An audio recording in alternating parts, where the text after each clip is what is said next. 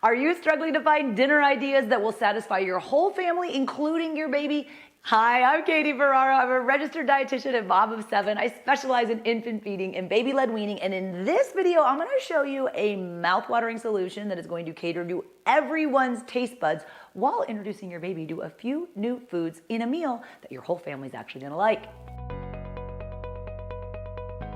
The menu for today is chicken adobo with rice and okra. Now, I love this meal because it's a super easy way to implement my framework for building a balanced plate for your baby. So when I go to make a plate for a baby or a meal for a baby, I do this for the bigger kids too, but I start with a portion of whatever the carbohydrate food that we are having is. So this can be any sort of whole grain or the starchy foods like pasta, potatoes, or rice.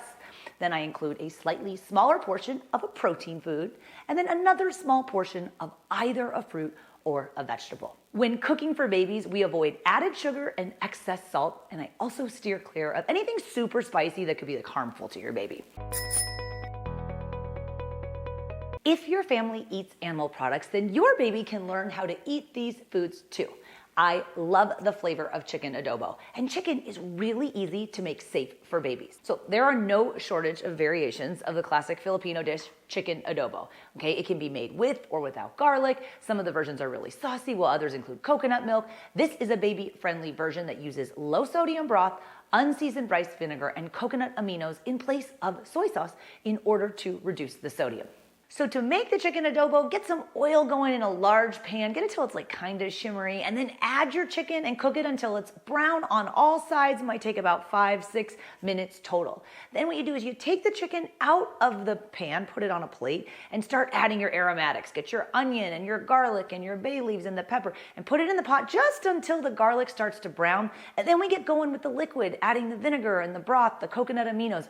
Bring that to a simmer, and be sure to scrape up all those little brown bits that make it so tasty. Put the chicken back in the pot, arrange it so the sauce is kind of covering it, put a lid on it, turn the heat down, and let it simmer. I usually let it go for about 45 minutes until the chicken is very, very tender. And I take the skin off the chicken, and then I'll shred the chicken for the baby and put some of that sauce back on the chicken and on the rice to offer it to the baby. You might be wondering, can babies eat rice? Well, the starchy or the carbohydrate food in this meal is rice. And if rice is part of your family food culture, then it's perfectly safe for your baby to eat rice in moderation.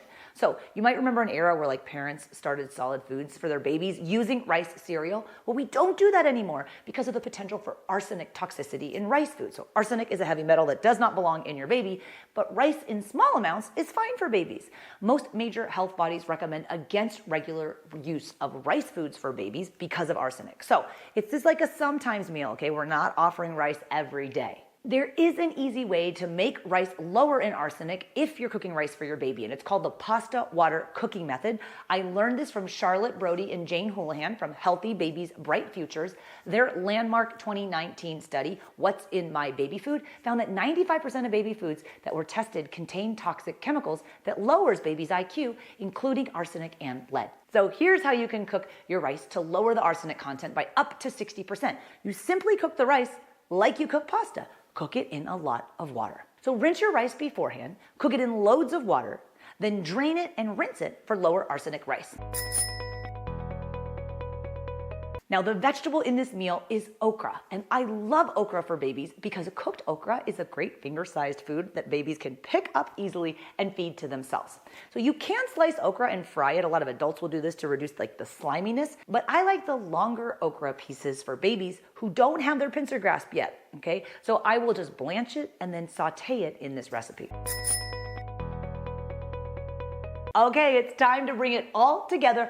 I like to portion the rice out and let it cool a little bit for the baby. When it comes to the meat, when you make meat safe for babies, it's only safe if you can shred that meat between your finger and your thumb. Then it's safe for your baby to eat with their gum. So I'll put a small portion of the shredded chicken here and then spoon some of the sauce on top for added moisture. This helps lubricate the protein strands and makes it safer for the baby to swallow. And then I'll add some of the sauce to the rice to moisten things up here as well. Put a few pieces of okra out for the baby to pick up and self-feed, and then start making the bigger people's plates. You can add the salty condiments like the shrimp paste or the salt. You can add spicy add-ins if you like, but the best part of this meal is that the whole family can eat a dinner together, including your baby. If you want more easy ideas for feeding your baby, I teach a free online workshop called Baby-Led Weaning for Beginners. Everybody on this free workshop gets a copy of my 100 First Foods list, so you get lots more ideas of foods your baby can eat, and you can sign up for this week's workshop times at babyledweaning.co. I'll put the link in the video description along with that okra recipe, and don't forget to subscribe to this channel and get notified every time new videos are live. If you tried this meal out, let me know in the comments how it went, and happy feeding.